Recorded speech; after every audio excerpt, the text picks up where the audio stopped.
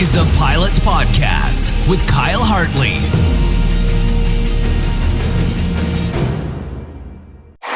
Hey guys, welcome back to the Pilot Podcast. I am with Harrison here. We are flying in a 172 right now. I've brought him up here. Well, he's brought me up here actually. Come on, mate. And we're gonna I'll fire some questions at him since he has a bit of experience. Nah, not really. I just got my license. Don't say I got experience. But he hasn't gone to uni, unlike me. I'm going to uni. He is going through flight school out here at Archerfield. And it'd be good to get some questions off him to see what his experience is going like compared to mine. So, firstly, how long have you been at flight school for? Well, I started off with the Australian Air Force Cadets for probably about a year, and I almost finished my license there, and then I just changed school to Archerfield because I wanted to start flying and, think about my commercial license. So I'm flying at a school, Southern Skies. And yeah, I just finished my RPL probably about 2 months back, and I'm working towards my PPL. Gotcha, okay. And what's the end goal? Commercial pilot, and then, I don't know what I want to fly. Well, I kind of got some ideas, but I'm not quite sure if I still want to do that. Gotcha, okay, So, alright. Yeah. And is there fee help here? No, so Bassair, and I do that, but I didn't want to go to Bassair. Okay, yep. So I went to Southern Skies, and I'm just working full time and then flying about 2 to 4 hours a week, depending on how much money I make that week. And Yeah, then just okay. do my flying like that. So, for everyone listening, for me, with uni, it is, the way it normally does it is that Griffith University is partnered with Bassair, and they have a partnership with QantasLink, and they've got a lot of connections with airlines, so students are inclined to join a university, and then after that they go through Bassair, get their licenses, and then they get pushed into the airlines. But a lot of people, or some people, have gone the other route, which is go straight to flight school, because you don't need a degree. A degree in aviation is so new. It's just one more thing to have on your resume, but there's a lot of people who, you can still just as easily find a job without a degree, so it's you don't have to do it. Definitely. I decided not to do a degree because I personally, I don't want to go into the airlines for a long time.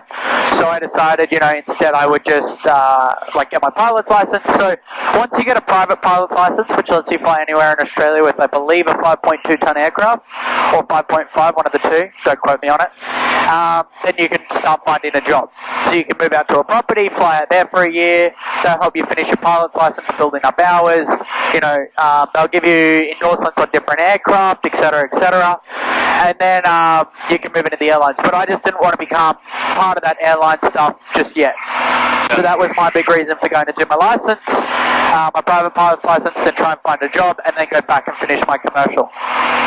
Yeah, I think the attraction is that when QantasLink approaches these unis and kind of says these students can go straight from university to, flying commercially for an airline, it's very attractive. Yeah, definitely. And I have a lot of friends who have been through the Griffith University and they liked it, some didn't, but some don't. All of them say they don't regret it, because the good thing is it's a backup. So I don't have that backup. When me, if for some reason aviation, a fuel crisis would destroy the aviation industry for quite a while. And that would screw me over when you guys who went through university have got a backup and can move into a management position or something like that, which I don't have. Yeah. That's a good backup of it. The one thing I've always said about uni is that if, the one thing that I think it's provided the greatest thing for me is, the contacts. The staff there knows so many people in the industry that it's nuts. So, and with the mates program, each Wednesday we have someone come in and talk to us, whether it's a pilot, someone from management in the airlines. Yeah, that's great. Yeah, I definitely think it's a good experience. Yeah, I don't have anything against it. It's just people who do it have different reasons. So, how much would you say that you have? So you have your RPLs now. Yeah. How much would you say you've spent so far on getting here? I spent a bit too much because I changed flight schools, which costs a lot of money. So whatever flight school you go to, stay there. So for me, I think we tallied it up the other night. I've spent about 19 grand. Ooh, yeah, okay. But that's also, I've done quite a few. I've probably done 8 to 10 hours for my PPL, which is a long flight. Okay, yeah. So it's not like I've wasted money or whatever. It's just because of something happening with my old flight school, I had to change. That's all that happened. So, but a license should cost you about 80 to 85 grand. But it just depends on the school. Some schools have got different reasons. You change aircraft, you fly bigger aircraft, you're going to have to pay more for that. But, of course. Yeah, so with me, I'm looking to go through all potentially Bassair. Like my options are open. Being with Griffith University, I can do a graduate diploma of flight management and move straight to Bassair. And with that, I get fee help. So that way, like these massive costs to get my licenses are covered until I'm like making a good income and I can pay them back slowly. So the one benefit of doing, a university degree is that you can move into these graduate diplomas, get your licenses, and like all the fees are covered. You don't have to stress about that money quite yet. But I understand it's cheaper to do it your way in the long run, but you have to pay it up front.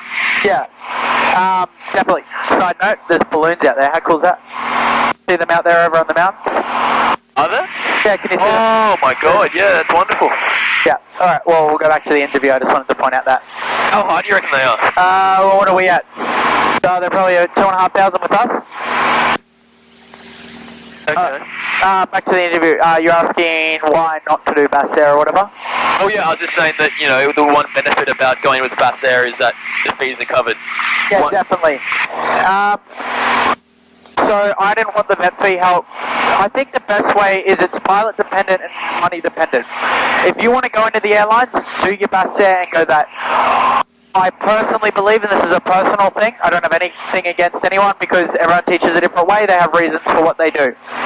But I definitely think if you are financially capable, AK work 1 to 2 to 3 jobs. I have a friend who worked 3 jobs to pay for his license, and he did it in 6 months because he saved up a bunch of money with his parents and then did it.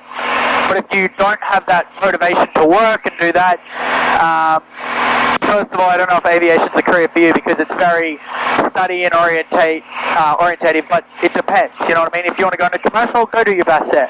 But I think the definite thing is talk to people. Don't just talk to your university because, I like university. It's a great place. Oh, look, the sun's just coming up. Yeah, I was noticing that. Yeah, it's so cool. But a university is really there. They want to help you, especially the aviation bit. They do want to help you, but they are there to make money. That's the thing. They are a business. Yeah. Same as everything. Everything makes money. Absolutely. So it's definitely there. I don't know if they are, but I feel like they're trying to sell you something. Yeah. So I think keep your options open. Go down to Archer Field. Go talk to different flight schools. There's Southern Skies down there. They do commercial pilot's license. Flight 1. Yeah, that's it right now. Pathfinder are just starting to do commercials, I believe. Yep. So just go down there, talk to people. I think that's the way. Rather than, because if you're inside a bubble, you've got to remember the people in the university were most likely airline pilots or wanting to be airline pilots, so they're trying to sell you airline pilots. When there's a lot to aviation, you know what I mean? Like, look at us right now. We're, about a kilometre off the ground, and it's beautiful out here. That's amazing. This is why I wanted to be a general aviation pilot. For quite a while, because you can do fun stuff like this. There's nothing like it, hey? No, it's good. But I think a big thing is, yes, knowing people, that is a big thing. And not in a bad way, you say, you've met people through uni, but the good thing about flying is that I meet people through flying. Yeah, you know what I mean? So it's definitely dependent on what you're trying to do, where you're trying to go, stuff like that. I think the best thing though is to go talk to people. Get on online forums, talk to, I don't know what the group is, but go on Facebook, just General Aviation Pilots, Commercial Pilots Australia, Aviation Australia Facebook. Go on there, post things, talk to people, figure out what you can do. Because, I know a lot of people want to go fly the airlines, and personally, I love big aircraft. I think they're amazing how they fly them and that, but right now I think it's great flying these. I really enjoy this. That was the one thing about the podcast. I mean, because in high school it was so hard it just seemed so hard to try and talk to people in the industry. And with how Griffith put those people in front of me, it was kind of just I need to kind of share this with people. But yeah, I definitely agree with that. Talk to as many people as you can, because when they come and speak with us, they will definitely say a limited amount of things. They know so much and if you sit down and talk with them like I have for an hour, like you can find out so much information. Definitely. Like when I first wanted to be a pilot, I wanted to join the Air Force, and are my glasses sitting on me stupidly? They feel like they are. What do you mean? I don't know if they're just sitting on me funny. Oh, that's a bit too low. Yeah, so, like when I started wanting to be a pilot, I wanted to originally work for, flying the RAF, fly F-18s, and then I wanted to go to PC-9s, and then C-17s, and, you know, all this stuff, and that's great, but it's person dependent. Yep. You know what I mean? Because I had experience with the Air Force cadets, I decided that I didn't want to do that. Like, it was a fun time while I was in there, but I didn't want to be in that kind of lifestyle, and that's why I chose to change and do my pilot's license and fly this way. But I think the definite thing is if you want to be a pilot, be certain. It costs a lot of money to do. So just make sure you're 100% on wanting to be a pilot, because you might go through Basser, and a lot of people think, like one of my mates who did it, he when he did his license, he was very, it's all good, it's all paid for. But then he finished, and now he has 130 grand that he's got to pay off. So it's not a freebie. You're still going to pay it. So, I mean, that's what I like about doing this way, because I have debt, like, to my parents because they're helping me pay for my license, but it's not to a bank, or it's not to the government, it's not to anyone. And it's not, the vet fee help is brilliant. I truly reckon that so many more schools should have it. By the way, this is where the Yak 52 crashed around here, up here. Seriously? Yeah, you remember about that? Like a few days ago. Yeah. It just crashed up here. They were looking for parts of the plane. No way.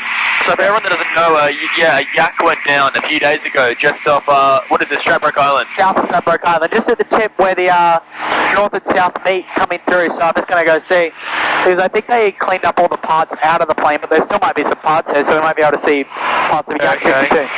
But, yeah, my heart goes out to the people who are flying. They birthday joy flight gone wrong. Yeah, and they I believe they died. Yeah, both. They haven't, so... The second body was found yesterday, I believe. Yeah, it's really sad, you know. There was a yak, so the yak went down here a few days ago, and then there was a tiger moth that went down here like a few months back, I'm pretty sure. Oh, really? In like almost the exact same spot. Yeah, well, we'll be able to see, maybe this is a mini Bermuda Triangle. Oh, yeah, let's hope not. We might be able to see some parts, so we'll just come up this way and see what there is. I think I'm still in track here. Yeah, it's at the very edge here. There's south, yeah. So where was it? Just off this edge? Yeah, it was just out here. I watched some videos from a rescue chopper. Oh, yeah? That jet ski there might be that might be a bit of the plane. Oh, really? Yeah, if we find any parts, we'll switch over to an iPhone and then you can have a look. Well, that might just be a boat, but I think that's part of the yak. That's really sad, man. That's a really old, cool plane. Yeah, I've got a family friend who owns a yak. Oh, who owns one or that one? No, who owns one, not... What are we looking at? Is it... I'm just trying to look for anything in the water. They found it all out in the surf here, though. So I'm just going to flick the plane around and try and get it where I want.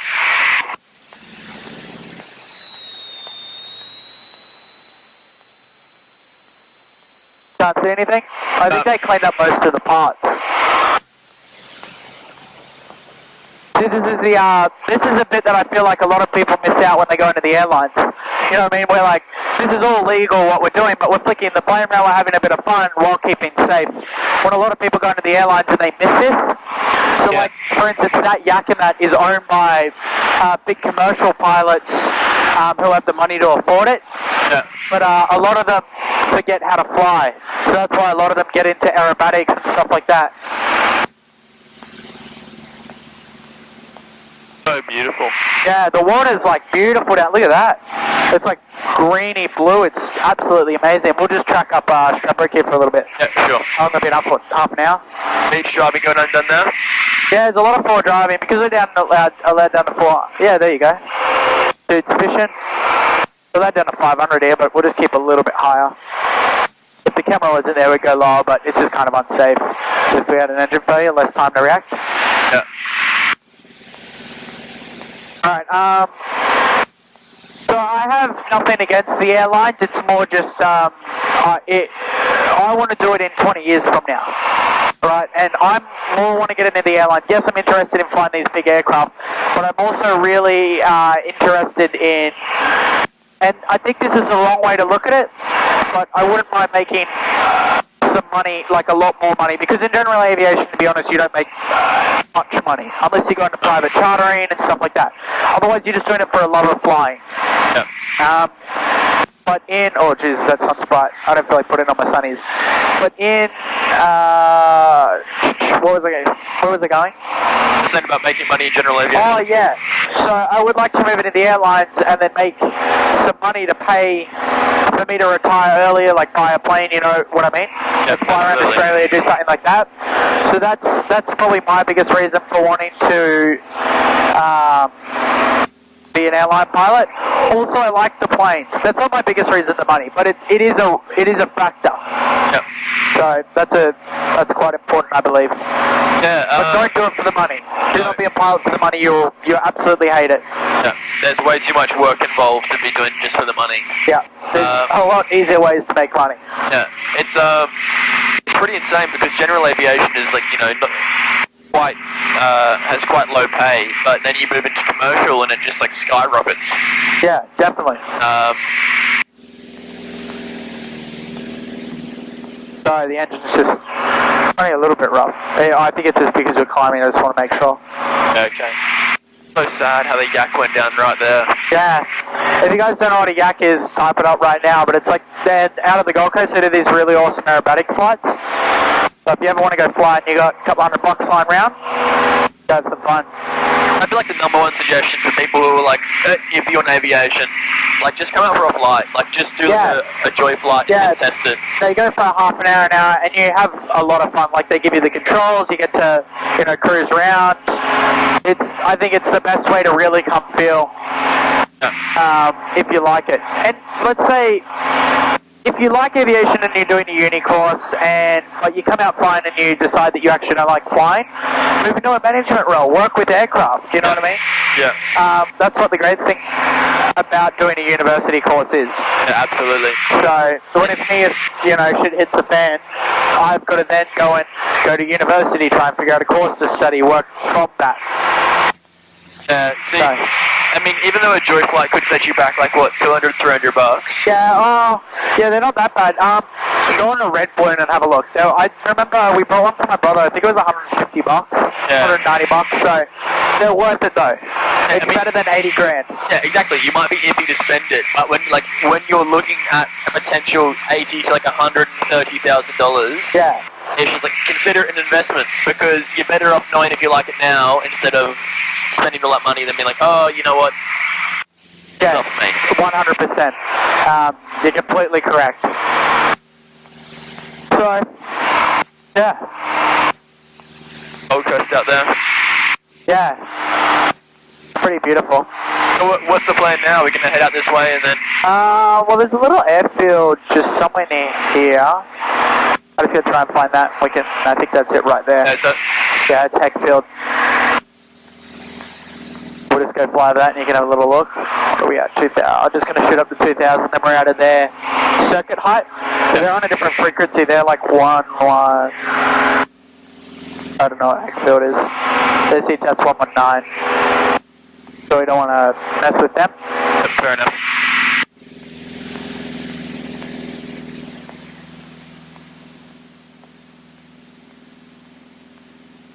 And by the way, when I said earlier, if you don't have the money, that's not cutting off people that can't afford to fly. It's more just it's